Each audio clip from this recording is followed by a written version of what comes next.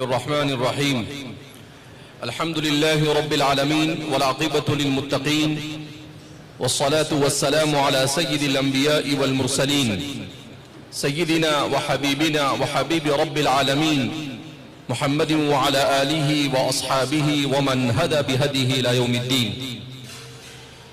قال الله تبارك وتعالى في كتابه المجيد والفرقان الحميد: فأعوذ بالله من الشيطان الرجيم بسم الله الرحمن الرحيم. كتاب أنزلناه إليك مبارك ليدبروا آياته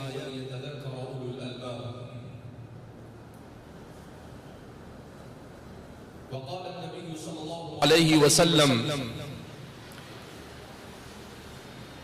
فيه نبأ من كان قبلكم ونبأ من يكون بعدكم أو كما قال صلی اللہ علیہ وسلم.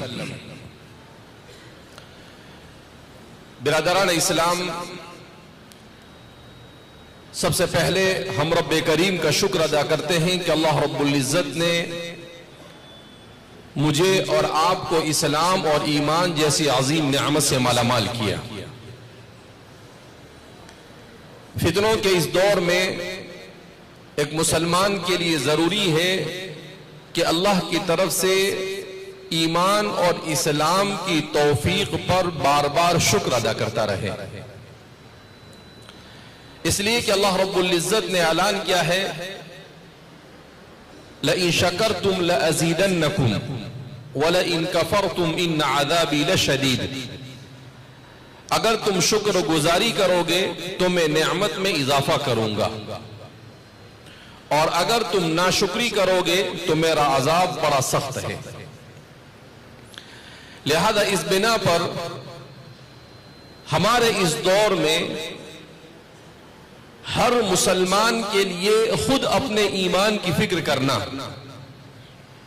ہر مسلمان کے لیے اپنی ذریت اور اپنی نسلوں کے ایمان کی فکر کرنا، اپنے گھر کے ہر فرد کے ایمان کے بچانے کی فکر کرنا، یہ اس کی سب سے بڑی اور سب سے پہلی بنیادی اور ترجیحی ذمہ داری ہے.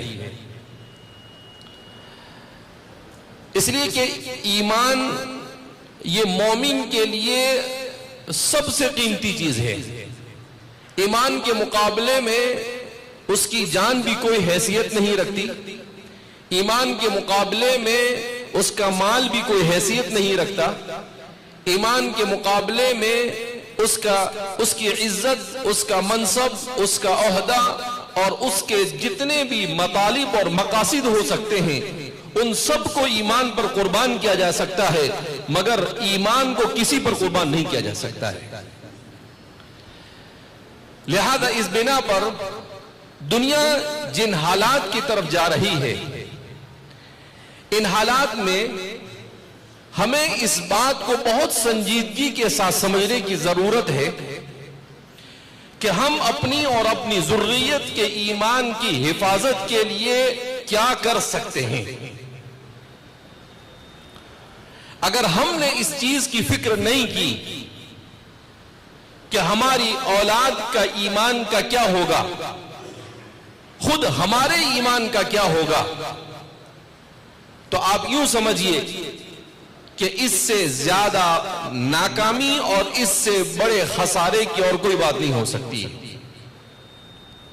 قرآن کریم میں چھوٹی سی سورت جس کو اقصر سور القرآن کہا جاتا ہے، قرآن کی سورتوں میں سب سے چھوٹی سورت سورہ عصر. ویسے تو یہ چھوٹی سی سورت ہے، مشکل سے 3 آیتوں پر مشتمل ہے، مگر امام شافعی رحمت اللہ علیہ فرماتے تھے کہ اگر صرف یہی ایک سورت نازل ہوتی اور پورے قرآن میں اور کچھ نازل نہ ہوتا تب بھی انسان کی ہدایت کے لیے کافی تھا. کہ اللہ رب العزت نے اس چھوٹی سی سورت میں اتنی جامعیت کے ساتھ اور اتنے اثر انگیز انداز میں انسان کو وہ پیغام دیا ہے کہ اگر اتنی صورت بھی سمجھ رہے تو انسان کی ہدایت اور انسان کی دنیا اور آخرت کی کامیابی کے لیے کافی.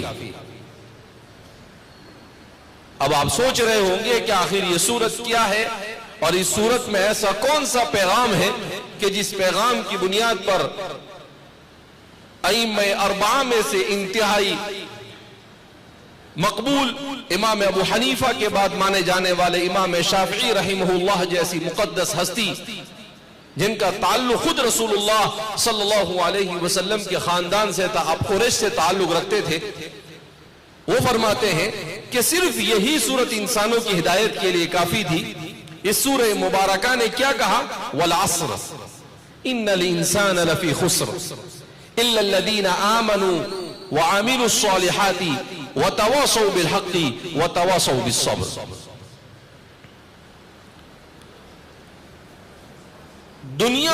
پوری دنیا کا انسان بھی جمع ہو کر اگر اس سورہ مبارکہ کے برابر بھی کوئی کلام لانا چاہے تو نہیں لا سکتا ہے۔ اللہ نے کیا کہا؟ والعصر، زمانے کی قسم۔ اللہ رب العزت کو قسم کھانے کی ضرورت نہیں ہے، اس لیے کہ وہ خالق اور مالک ہے۔ قسم کون کھاتا ہے اور کس چیز کی قسم کھاتا ہے؟ قسم کھانے والا ایسی چیز کی قسم کھاتا ہے جو چیز اس کی نگاہ میں عظیم اور اہمیت کی حامل ہو، اور قسم کھاتا ہے اپنی صداقت کو یا اپنے کسی وعدے کو اور اپنی کسی بات کو پرزور انداز میں ثابت کرنے کے لیے۔ ظاہر سی بات ہے اللہ رب العزت خود اتنی عظیم ہستی ہے کہ اس سے زیادہ عظمت والی کوئی چیز ہو ہی نہیں سکتی ہے، اسی لیے تو اذان میں اور نماز میں بارہا کہتا ہے اللہ اکبر، ای اللہ اکبر من کل شیء۔ ہر چیز سے عظیم اگر کوئی ہستی ہو سکتی ہے ظاہری معنوی ہر اعتبار سے تو وہ صرف اور صرف کس کی ذات ہے؟ اللہ کی ذات ہے۔ یہ جو لفظ اللہ اکبر ہے یہ اپنے اندر کیا جامعیت رکھتا ہے کہ یہ کیوں ہمارے پاس بار بار بلوایا جاتا ہے؟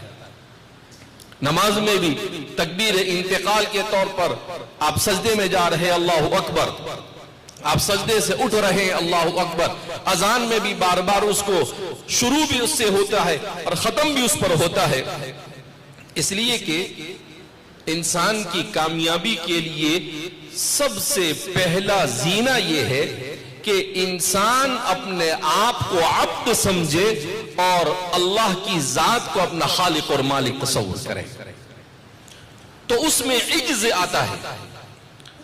اس لیے کہ جب اللہ نے آدم علیہ السلام کو پیدا کیا تو آدم علیہ السلام کو پیدا کرنے کے بعد معرکہ شر اور خیر اور شر کا پہلا معرکہ جو ہوا وہ کہاں پر ہوا؟ آسمان میں۔ کیسے ہوا؟ اللہ رب العزت نے عزازیل سے کہا، ابھی وہ شیطان نہیں ہے، ابھی شیطان بننے جا رہا ہے، عزازیل سے کہا، اس لیے کہ شیطان کا اصل نام کیا تھا؟ عزازیل۔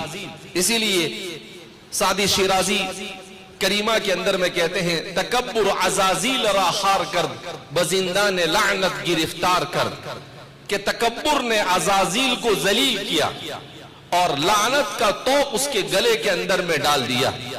تکبر مکنزی نہار پسر کہ روزے زدستش درائیں بسر، کہ اے پیارے تکبر مت کر کہ قیامت کے دن سوائے رسوائی کے کوئی چیز ہاتھ نہیں آ سکتا ہے۔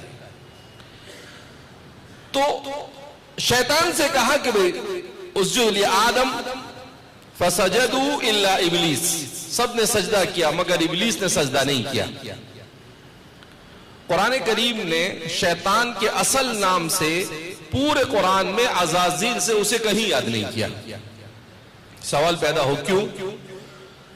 تو ہم دیکھتے ہیں ہمارے معاشرے میں جب کوئی بہت زیادہ بدماشی کرتا ہے اور بدماشی کے علاوہ کچھ کرتا ہی نہیں ہے تو اس کو نام سے نہیں جانتے لوگ، اس سے کوئی برے لقب سے یاد کرتے ہیں کہ وہ ایسا ہے، وہ فلاں ہے، وہ بدماش ہے، وہ ڈون ہے، وہ یوں ہے، اس طریقے سے آدمی یاد کرتا ہے۔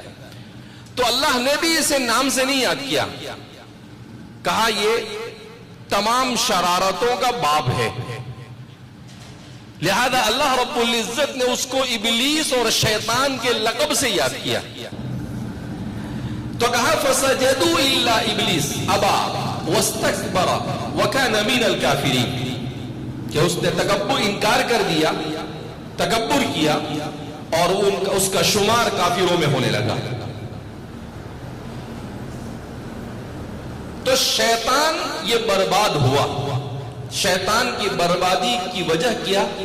اس کا کبر، کہ وہ اللہ سے کیا کہتا ہے انا خیر من خلقتنی من نار وخلقتہ من طین۔ اب ظاہر سی بات ہے یہ کوئی اللہ کے سامنے اس کو تقریر کرنے کی ضرورت تھی؟ اللہ نے وہ سجدہ کر تو کھڑا ہو کے اللہ کے سامنے تقریر شروع کر دیتا ہے، حجت بازی کرتا ہے، کیا کہتا ہے انا خیر من، میں تو آدم سے اچھا ہوں۔ تو کہا اچھا کیسے؟ کہ خلقتنی من نار وخلقتہ من طین، آپ نے مجھے آگ سے بنایا، آپ نے اس کو مٹی سے بنایا، مٹی کو اوپر ڈالو تو نیچے آ جاتی ہے، آگ کو سلگاؤ تو اوپر کے اوپر جاتی ہے، وہ نیچے نہیں آتی ہے۔ تو اس کا مطلب یہ ہے کہ میں بہت بھاری۔ تو اس کے کبر نے اس کو ہمیشہ ہمیش کے لیے اللہ کی رضامندی جو انسان اور مخلوق کی زندگی کا مقصد ہے اس سے محروم کر دیا۔ اللہ نے کہا اخرج منہا فإنک رجیم فإن علیک لعنتی الی یوم الدین، کہ قیامت کے دن تک تیرے اوپر میری لعنت ہو، نکل جا تو یہاں سے۔ اللہ نے اسے دھتکار دیا۔ دوسری طرف حضرت آدم علیہ السلام، حضرت آدم علیہ السلام کو اللہ رب العزت نے جنت میں جگہ عطا فرمائی اور کہا کہ فلاں فلاں درخت کو نہیں کھانا ہے، لیکن شیطان بہرحال شیطان ہے۔ انسانوں میں شیطان جب بن جاتے ہیں تو آپ دیکھتے ہیں کیسی کیسی حرکتیں کرتے ہیں۔ تو یہ تو شیطان تھا جو سب کو شیطانیت سکھانے والا تھا، تو اس نے کہا کہ یار مجھے جنت سے نکال دیا اور آدم جنت میں چلے گئے، اب اس کے دل میں حسد پیدا ہوا، کہا کہ نہیں اس کو یہاں سے نکالنا کیسے؟ تو اب وہ منصوبہ بنانے لگا اور منصوبہ بنا کر وہ کسی طریقے سے حضرت حوا تک پہنچا اور کیا کہتا ہے، قسم کھاتا ہے اور کیا کہتا ہے کہ دیکھو میں تو تمہارے لیے بڑا خیر خواہ ہوں۔ قرآن کریم میں سورہ اعراف میں اس کی تفصیل کو بڑی تفصیل کے ساتھ بیان کیا ہے کہ میں تو سوائے خیر خواہی کے اور کچھ چاہتا ہی نہیں۔ اللہ نے جس درخت سے تم کو منع کیا ہے اگر تم اسے کھا لو گے تو تم ہمیشہ یہاں رہو گے۔ اس کو کہتے ہیں شیطان، برائی کو اچھے روپ میں پیش کرنا، برائی کو اچھے انداز میں اس طور پر پیش کرنا کہ سامنے والا برائی کو اچھا سمجھنے لگ جائے۔ تو حضرت حوا بہرحال اللہ ناقصات العقل عورت کو بنایا ہے، تو حضرت حوا نے ان کی بات میں آئی، انہوں نے آدم علیہ السلام کو، اب ہوم منسٹر کے سامنے کسی کا نہیں چلتا ہے، یعنی بیوی کے سامنے شوہر کا نہیں چلتا ہے، تو حضرت آدم علیہ السلام یہ پرمپرا وہاں سے چلی آ رہی ہے۔ اس لیے کہتے ہیں کہ حضرت عمر رضی اللہ تعالیٰ عنہ کے زمانے میں ایک صحابی کا اپنی بیوی کے ساتھ جھگڑا ہو گیا، تو حضرت عمر رضی اللہ تعالیٰ عنہ کے پاس وہ غصے سے باہر نکلے اور کہا میں عمر کو جا کر شکایت کرتا ہوں تمہاری اور بتاتا ہوں تمہیں، اور وہ غصے میں آئے کہ حضرت عمر کو بولو، حضرت عمر کے گھر کے پاس آئے تو حضرت عمر کا اور ان کی بیوی کا جھگڑا ہو رہا تھا، وہ حضرت عمر پر چلا رہی تھی۔ اب یہ کھڑے کھڑے سنا انہوں نے تو یہ واپس ہو گئے، کہا کہ یہ تو جو مصیبت میں گرفتار ہوں حضرت بھی اسی میں گرفتار ہے۔ تو حضرت عمر نے دیکھ لیا، حضرت عمر سمجھ گئے کہ بھئی کوئی مسئلہ لے کر آیا تھا بندہ، مگر ہمارا آپس کا مسئلہ سن کر بھاگ رہا ہے، تو آپ نے بلایا کہ بھئی آئیے ادھر، کہاں کیوں واپس جا رہے ہیں؟ تو انہوں نے کہا کہ حضرت میں جس مصیبت میں گرفتار تھا میں سمجھا کہ آپ کے پاس آ کر میری اس مصیبت کی دوا ملے گی، ادھر آیا تو آپ بھی اسی مصیبت میں گرفتار ہے۔ اب میں نے کہا کہ جس بیماری میں مبتلا، میرا حکیم بھی اسی بیماری میں مبتلا ہے، تو میں کیا اس کے سامنے اپنی بیماری بیان کروں؟ حضرت عمر تھے، بڑے حکیم آدمی تھے، دور اندیش تھے۔ حضرت عمر مسکرائے اور حضرت عمر نے کہا کہ دیکھو اللہ نے عورت کو ایسا ہی بنایا ہے، تو جب وہ غصہ ہو جائے تو ہمیں اس کے ساتھ پیار اور محبت سے بات کرو، ہمیں بھی غصہ نہیں ہونا ہے، تو گھر کا سنسار صحیح طرح سے چلتا ہے۔ اور اگر ہم بھی اس کے غصے پر غصہ کریں تو گھر کے رشتے بکھر جاتے ہیں، ٹوٹ جاتے ہیں، اولاد کو نقصان ہوتا ہے، خاندان کے خاندان برباد ہو جاتے ہیں۔ تو یہ اللہ رب العزت نے کہا ایسا نظام رکھا ہے، اس لیے کوئی بات نہیں، آپ بھی جا کے صبر کرو، میں بھی صبر کرتا ہوں،